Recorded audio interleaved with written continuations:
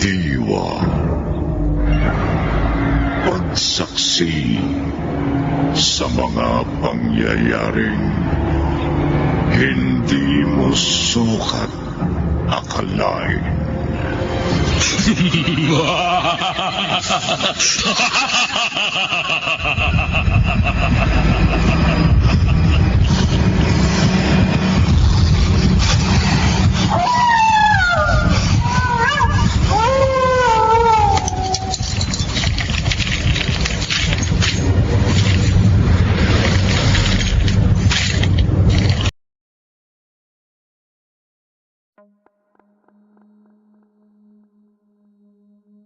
May mga lugar na hindi tayo pamilyar, pero hindi tayo dapat mapanatag na ligtas ang mga lugar na yon.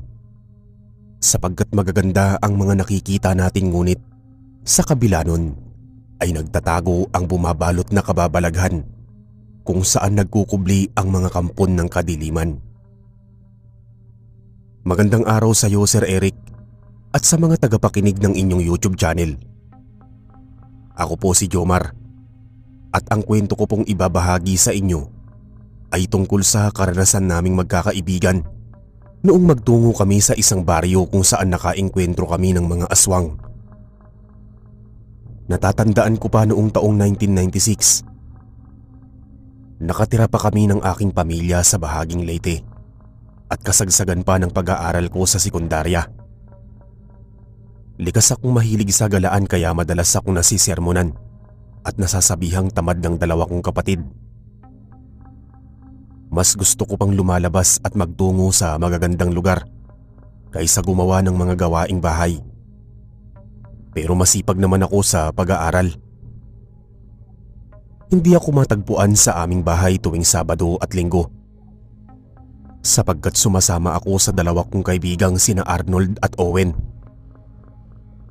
Isang araw nagkayayaan kaming magtungo sa isang talon na may ilang kilometro sa aming mga bahay.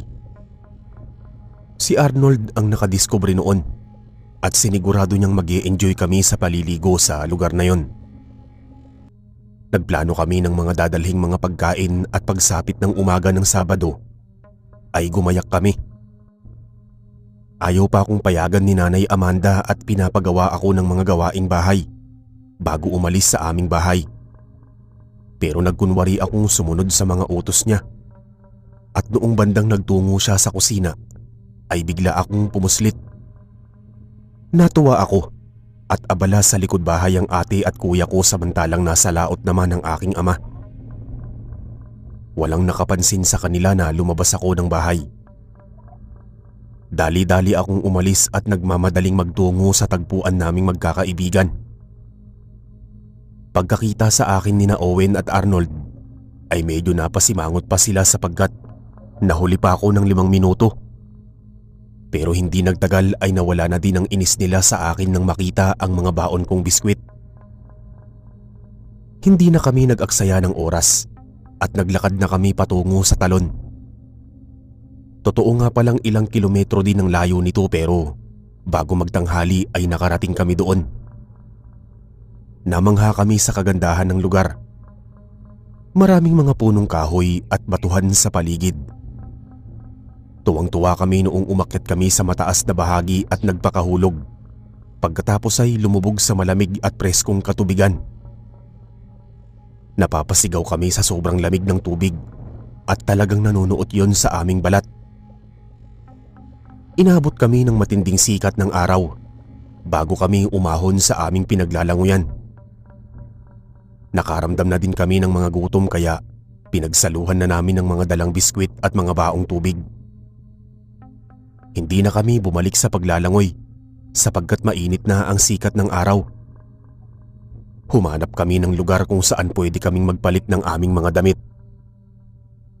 Maswerte kaming nagtungo sa lilong ng isang malaking puno at doon mabilis na nagsipagpalit ng mga damit. Nang makatapos kami sa aming mga ginagawa, ay nag-umpisa na kaming maglakad at umuwi sa aming mga bahay bago kami abutan ng hapon.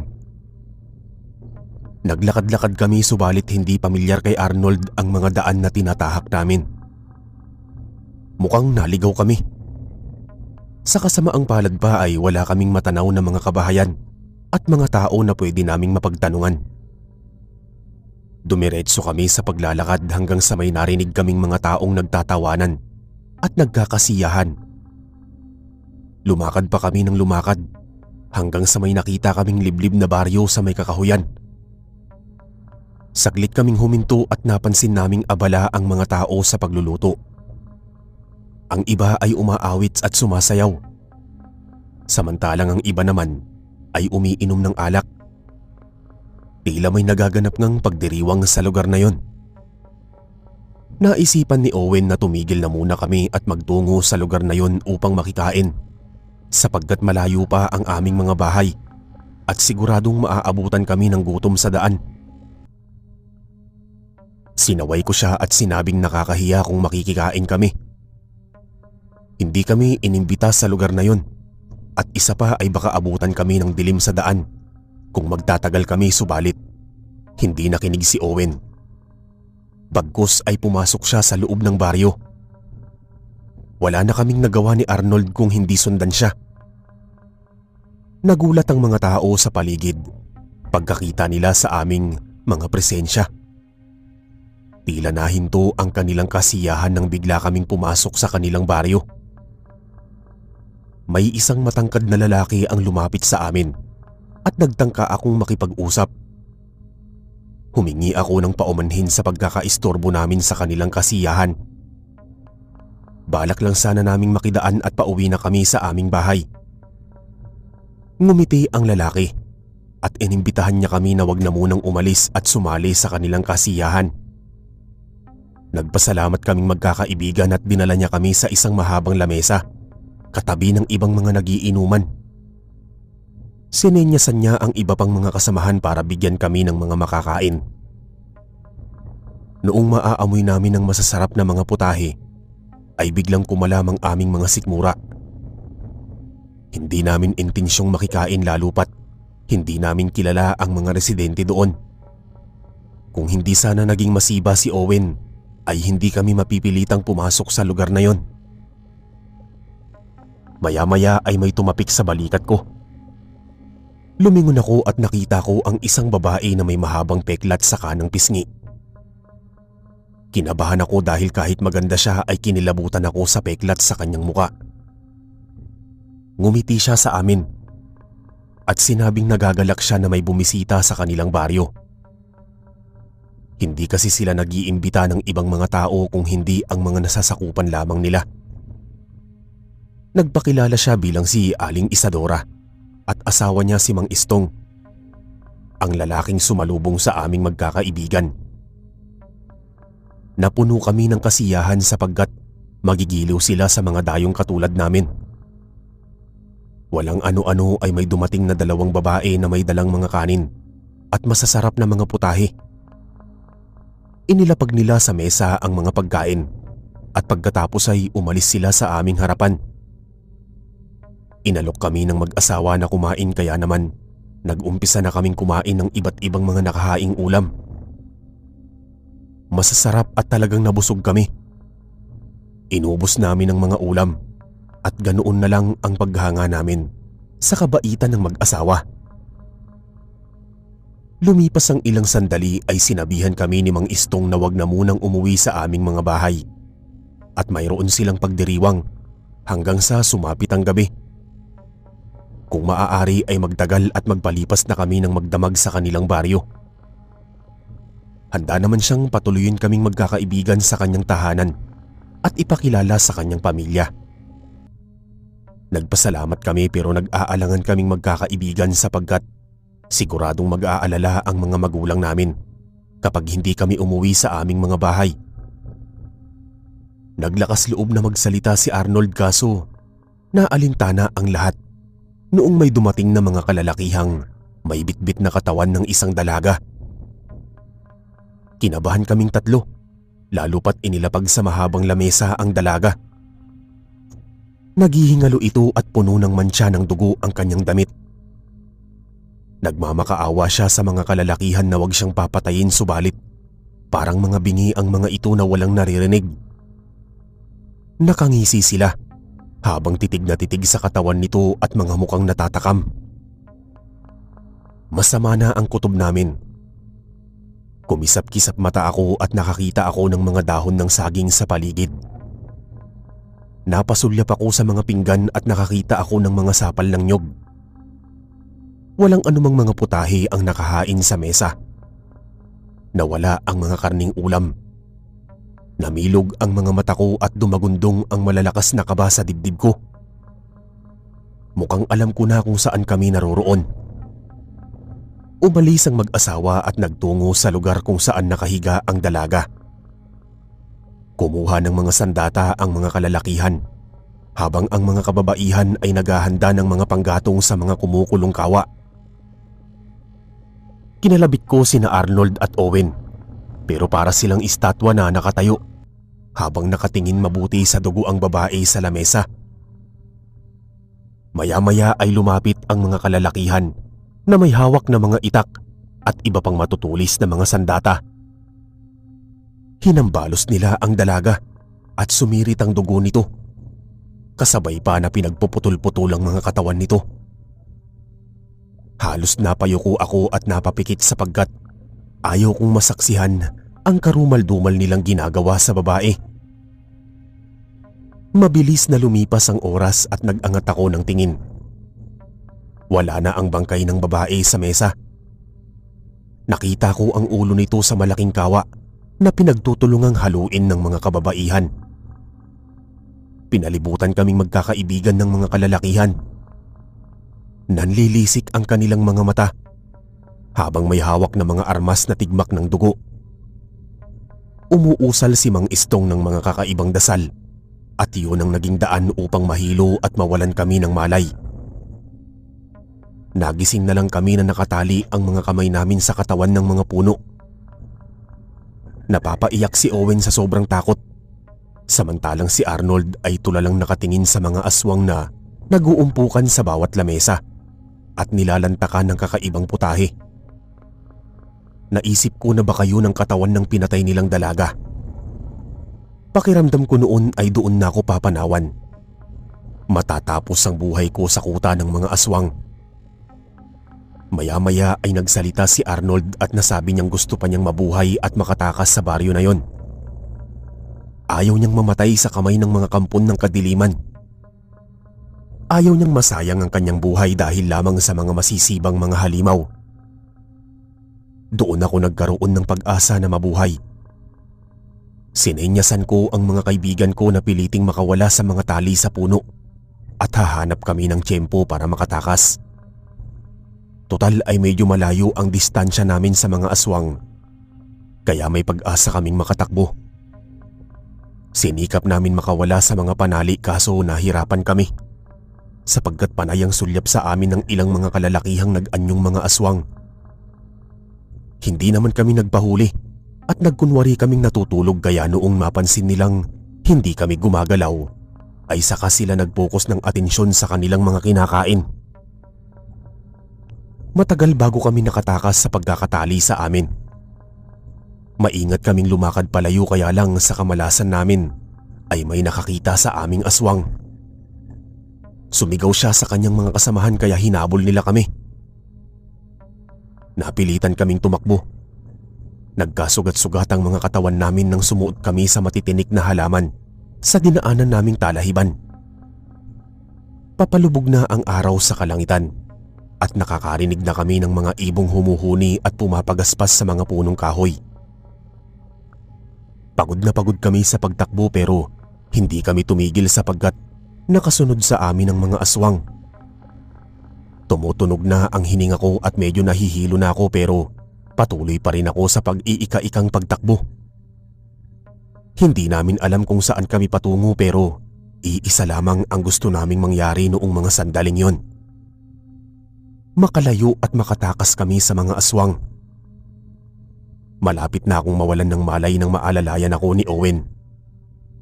Magkakaakbay kaming lumabas sa talahiban at nakarating kami sa isang lugar kung saan may mga ilan-ilang mga bahay. Gabi na noon, lumitaw na ang kabilugan ng buwan sa kalangitan kasama ang mangilan-ngilang mga bituin. Naisipan naming magkakaibigan na malayo na ang pamayanang yon sa baryo ng mga aswang, kung kaya't posibleng ligtas na kami at pwede na kaming makahingi ng tulong. Kumatok kami sa isang maliit na bahay at humingi kami ng tulong pero walang sumasagot. Nagpatuloy kami sa pagkatok at makalipas ang ilang minuto ay natigilan kami sa pagsigaw ng marinig namin ng mga papalapit na pag-angil sa paligid. Hindi pa pala doon nagtatapos ang aming kalbaryo. Napalunok ako ng laway. Halos manuyo ang lalamunan ko. Binalot na naman kami ng kaba at kakaibang panlalamig, lalo pat natanaw namin sa di kalayuan ang mga mapupulang mga mata na nagmumula sa mga aswang na humahabol sa amin. Mukhang wala na kaming kawala sa mga oras na yon. Bahagya kaming napaatras at bumangga kami sa matitigas na bagay.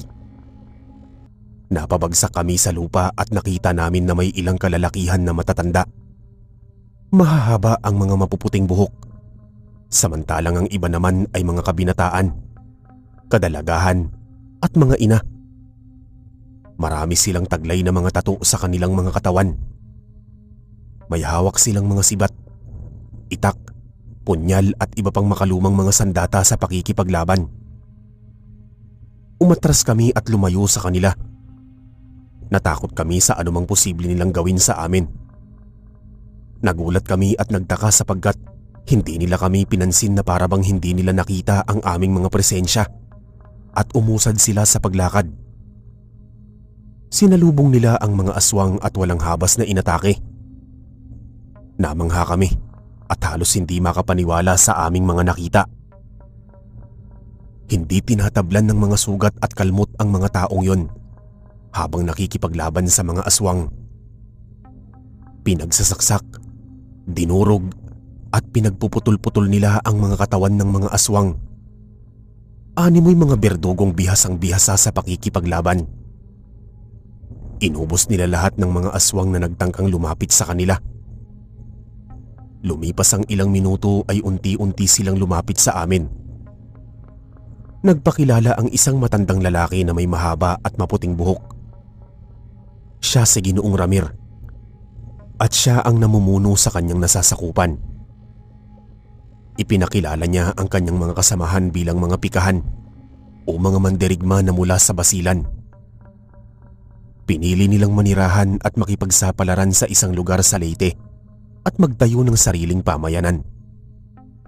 Lumalaban din sila sa mga aswang, masasamang mga elemento, gayon din sa mga masasamang taong naghahasik ng krimen. Tinitigan niya kaming tatlo at nasabi niyang naligaw kami ng daan at hindi namin alam ang pabalik sa aming mga bahay. Nabanggit din niya na alam niya kung anong totoong nangyari sa amin. Nagulat kami at tinanong ko siya kung paano niya yun nalaman. Ngumiti si Ginoong Ramir at sinabing bukas ang kanyang ikatlong mata, kaya wala kaming maililihim sa kanya. Pinayuhan niya kami na magpabukas na sa pag-uwi at patutuloyin na muna niya kami sa kanyang bahay upang makapagpahinga sa buong magdamag. Kinabukasan na niya kami ihahatid sa aming mga tahanan. Noong una ay nag-alangan kami at hindi kaagad nagtiwala sa kanya. Pero noong sinabi niya na may mga lagalag na mga aswang na pwede naming makasalubong sa daan kung ipagpipilitan naming umuwi sa aming mga bahay, ay saka pa lamang kami naniwala sa kanyang mga sinabi. Pinatuloy niya kami sa loob ng kanyang bahay. Sa unang tingin naming magkakaibigan, ay tipikal na bahay yon sa probinsya. Hindi malaki pero pwedeng magsiksikan sa iisang kwarto ang ilang bisita. Ipinakilala kami ni Ginoong Ramirez sa kanyang asawang si Ginang Luwalhati, pati sa kanilang dalagang anak na si Ada. Mukha silang maharlika at kita ko na may kakaibang tapang sa kanilang mga mata. Yung mga tipong palaban at hindi pa sisindak sa mga aswang. Nagpasalamat kaming magkakaibigan sa kabutihan nilang ipinakita sa amin. Itinuro ni Ginoong Ramir ang isang kwarto na aming tutulugan. Pero bago kami magtungo doon, ay inalok na muna niya kaming kumain. Bigla kaming nakaramdam ng gutom. Pinaupo kami ng mag-asawa sa pagkainan at hinandugan ng 3 mangkok ng lugaw at 3 basong tubig. Nag-umpisa kaming kumain at noong makatapos kami ay nakaramdam kami na parabang hinahalukay ang aming mga tiyan. Walang ano-ano ay sabay-sabay na bumaliktad ang aming mga sikmura. Nag-unahan kami na sumuka sa lababo at nakita naming may inilabas kaming maiitim at mababahong likido. Nakahalo ng lugaw na aming kinain, gayon din ang mangilan-ngilang sapal ng nyog. Noong mahimasmasan kami ay ipinaliwanag ni Ginoong Ramir na balak talaga kaming patayin ng mga aswang. Maya-maya ay may ibinigay siyang lana sa amin na nasa loob ng botelya. Ipinahid niya yon sa aming tiyan at kumalma ang aming mga sikmura. Hindi rin kami nakaramdam ng anumang gutom kahit walang laman ng aming mga tiyan. Tumagal ang ilang sandali ay inutusan na niya kaming magpahinga. Pagpasensyahan na lang namin kung medyo maliit ang kwarto na ibinigay niya sa amin. Yun pala ang dating silid tulugan ng isa pa niyang anak na lalaki na umalis at ng ibang bayan upang magtrabaho. Nagpasalamat kami kay Ginoong Ramir at pumasok na kami sa loob. Pinagkasya namin ang aming mga sarili sa maliit na kamang may banig. Hindi naman mainit noong gabing yun. Ang katunayan pa nga ay mahangin sa labas at malamig ang paligid. Kaya naman mabilis kaming inantok at talagang napasarap ang tulog namin. Hindi na namin naisip ang mga nagdaan sa buong maghapon dulot ng pagod. Kinabukasan bago sumikat ang araw, ay pinagkape kami ni Ginoong Ramir at pinakain ng kamote. Saka kami lumabas sa kanilang bahay. Hindi na kami nakapagpaalam sa kanyang asawa at anak sapagkat natutulog pa ang mga ito nang lisanin namin ang kanilang bahay. Nag-umpisa kaming maglakad at nagbahagi kami ng karanasan kay Ginoong Ramir. Pinayuhan niya kami na wag nang babalik sa direksyong yon sapagkat ang talon ay may daan patungo sa mga balwarte ng aswang. Walang sino mang tao ang nagagawi sa lugar na yon sa takot na baka mapatay at makain ng mga aswang. Posibleng ang dugo ang babaeng nakita namin ay turista at wala din siyang kaalam-alam na mga aswang ang nakatira sa baryo. Sinundot ako ng aking konsensya at napagnilayan ng mga kasalanan ko. Hindi ko kaagad naisip na mapapahamak pala ako dahil sa sobrang kasabikan ko sa paggala at pagsama ng mga kaibigan ko. Siguradong nag-aalala na ang aking buong pamilya at malamang ay pinaghahanap na kaming 3. Hindi nga ako nagkamali noong makarating kami sa aming nayon ay nakita namin ang umpukan ng aming mga magulang kasama ang ilang barangay tanod. Pagkakita nila sa amin ay lumapit sila at isa-isa kaming sinermonan at pinagpipingot sa tenga. Galit na galit ang nanay ko na may halong pag-aalala ang kanyang boses. Pinakalma na lang sila ni Ginoong Ramir at ipinagtapat ang buong katotohanan. Biglang nahabag ang mga magulang namin sa aming mga kalagayan at minabuti nilang isama na kami sa aming mga tahanan. Pero bago pa kami sumunod ay minabuti na muna nilang magpasalamat sa kabutihang ginawa sa amin ni Ginoong Ramir. Sinabihan namin ang aming mga magulang na mauna nang umuwi sa aming mga bahay at balak naming magkakaibigang formal na magpaalam kay Ginoong Ramir. Pumayag sila at nauna na silang maglakad patungo sa aming mga tahanan. Noong medyo nakalayo na sila ay nagpasalamat kami kay Ginoong Ramir. Pero bago pa kami maghiwa-hiwalay ay may ibinigay siya sa amin na tig-iisang mga medalyon. Isuot daw namin yon at ingatan. Ang mga medalyon ang magiging pananggalang namin sa mga masasamang elemento at proteksyon sa mga panganib. Medyo nagtaka kami pero tinanggap namin ang mga medalyon bago nagpaalam sa kanya. Subalit sa pagkisap ng aming mga mata ay naglahong parang bulas sa Ginoong Ramir sa aming harapan. Nagulat kami at wala na kaming nagawa kung hindi bumalik sa aming mga bahay. Lubos ang aming pagtataka kung saan siya nagpunta. Bumalik kami sa aming ordinaryong buhay at medyo binawasan na rin namin ang paggagala at bumawi kami sa mga pagkukulang namin sa aming mga magulang. Natuwa ang aming pamilya sa aming magandang pagbabago simula nang makaranas kami ng kakaibang engkwentro sa mga aswang. Noong una ay nagpapasalamat kaming magkakaibigan sapagkat inililigtas kami sa anumang panganib ng medalyon na ibinigay ni Ginoong Ramir. Subalit sa pagdako ng mga araw ay unti-unting nadidiskubre ang iba pa nitong epekto sa aming mga katawan. Minsan akong aksidenteng nahiwa ng kutsilyo sa aking daliri habang naglilinis ako ng isda. Laking gulat ko na biglang nawala ang hiwa sa daliri ko. Hindi lamang yon. Tumulong ako sa pagkukopra sa aking ama noong mga panahong tumigil muna siya sa paglaot. Aksidenteng may bumagsak na bunga ng puno ng nyog sa aking ulo at maswerteng walang masamang nangyari sa akin. Dinala ako ng tatay ko sa bayan upang ipasuri sa doktor, subalit wala namang natamong pinsala ang ulo ko mula sa bumagsak na nyog. Kinabahan ako at dumiretso ako sa dalawa kong kaibigan. Napag-alaman ko na kahit sila din pala ay nakaranas na kamuntik maaksidente. Subalit hindi sila tinatablan ng anumang sugat o pinsala sa katawan. Marahil ay dulot yun ng medalyon kung kaya't nagtungo kami sa kakilala naming albularyo at ipinasuri ang mga medalyon. Doon ay napag-alaman namin na si Ginoong Ramir ay mula sa malalakas na lumang mandirigma sa Basilan at may tangan ng mga uri nila ng mga medalyon at tattoo sa katawan na hindi tinatablan ng mga bala o anumang matutulis na mga sandata. Mahahaba rin ang kanilang mga buhay at hindi sila basta-basta dinadapuan ng malulubhang sakit. Posibleng dumating ang araw na magkaroon din kaming magkakaibigan ng kakayahang mayroon sila sa pamamagitan ng mga medalyon. Sadyang maraming ang hiwaga sa ating mundong ginagalawan. Hindi namin ipinagtapat sa aming mga magulang ang tungkol sa kapangyarihan ng medalyon.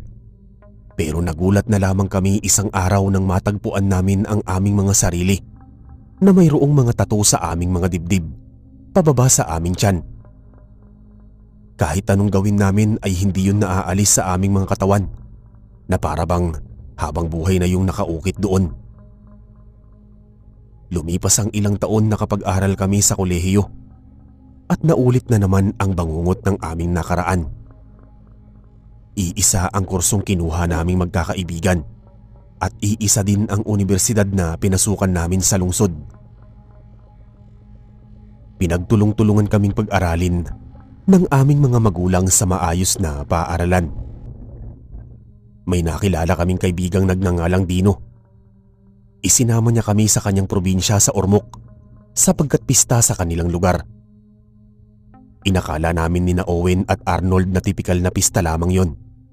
Subalit noong dumako ang gabi ay nagulat kami nang makita sa labas ng bahay na may pinoprosesyong bangkay ng mga tao na binibitbit ng mga aswang. Nabahala kami at binalak naming tumakas pero hinarangan kami ni Dino at nalaman namin na aswang pala lahat ng mga nakatira sa lugar na yon. Pinagtulungan namin siya at nakatakas kami sa kanyang bahay.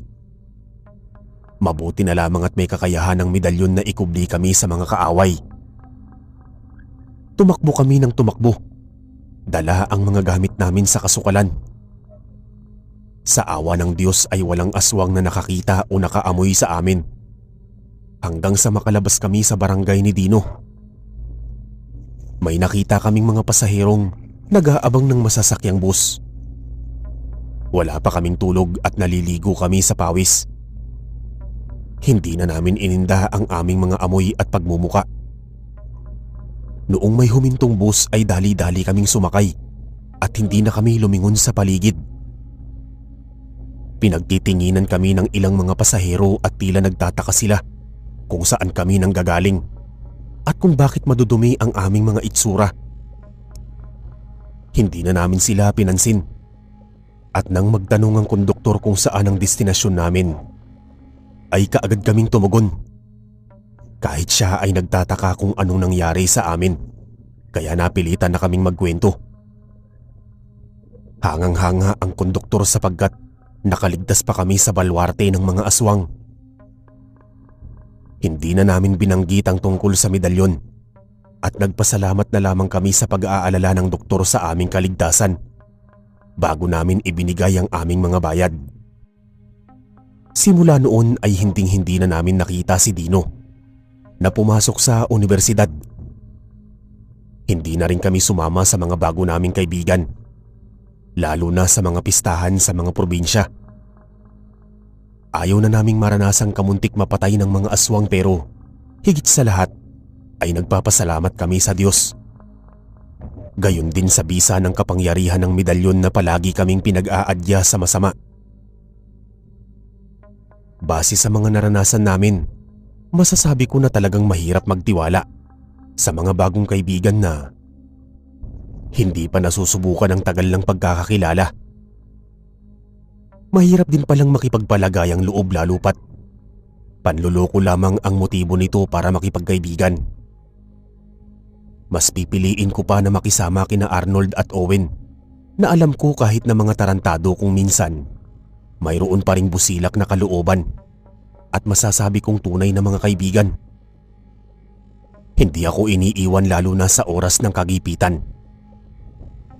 Hindi man namin kailanman nakita at nakasalamuha si Ginoong Ramir, ay alam naming ginagabayan niya kami sa pamamagitan ng mga tinig na bumubulong sa aming mga diwa sa tuwing may magaganap na kapahamakan sa aming mga buhay. Malaki ang utang na loob namin sa kanya at tila hulog siya ng langit sa amin. Bukod sa pagliligtas ng buhay, may swerte din nadala ang medalyon sa amin. Umani kami ng mga karangalan sa universidad at nagbukas ang maraming oportunidad sa aming magkakaibigan. Sa kasalukuyan ay may sari-sarili na kaming mga buhay. Hindi na kami nanirahan sa aming lugar at mas pinili na naming manirahan sa syudad kasama ang aming mga magulang, pati ang aming mga asawa at mga anak. Iniingatan pa rin naming magkakaibigan ng mga medalyon at hindi kami nahiyang ibahagi sa aming pamilya ang aming mga naging karanasan noong kabataan namin at kung paano kami nakatakas sa balwarte ng mga aswang. Gayon din ang pagtulong sa amin ni Ginoong Ramir na nagkaloob sa amin ng mga mahihiwaga at makapangyarihang medalyon. Hanggang dito na lamang po ang kwento.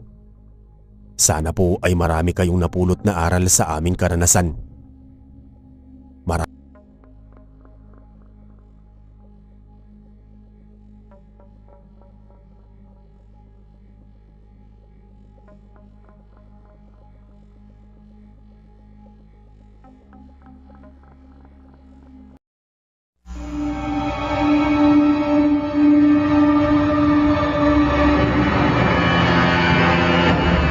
Ang paglalakbay ng inyong diwa.